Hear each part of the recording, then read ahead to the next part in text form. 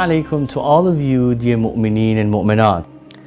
In this session, we are analyzing the third statement that Imam Ali alayhi salam makes in the fourth hikmah of Nahjul Balagha, where he says, وَالْآدَابُ حُلَلٌ مُجَدَّدَةٌ.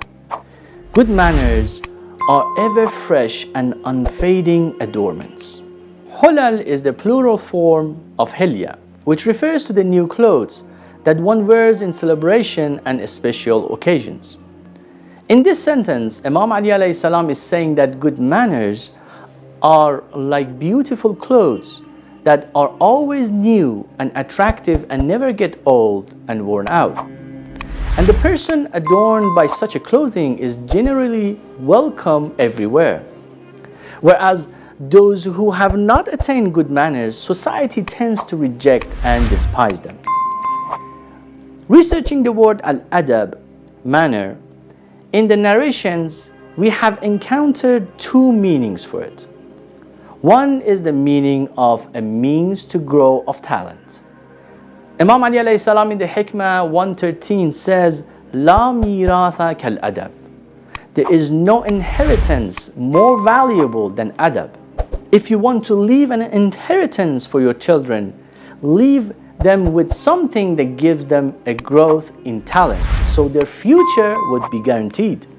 Or Imam Ali alayhi salam says, Addibu awladakum lighayri zamanikum.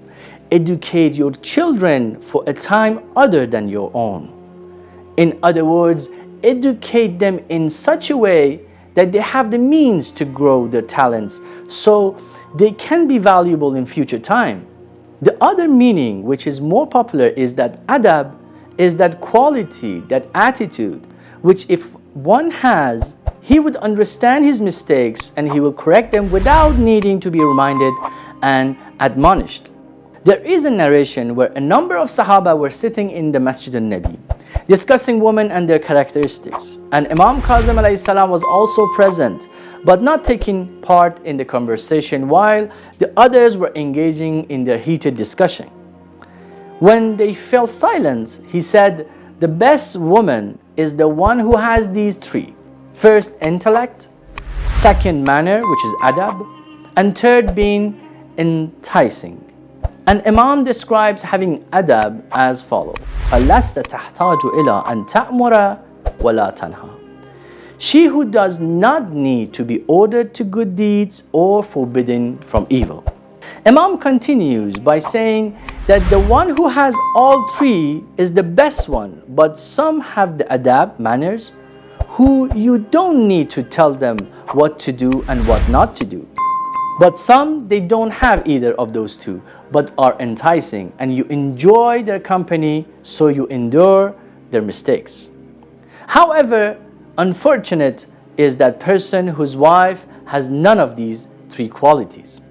So in this part of hikmah, we can conclude that one who has adab is one who has the means to grow his potential and who doesn't need to be constantly reminded to do good and not commit evil.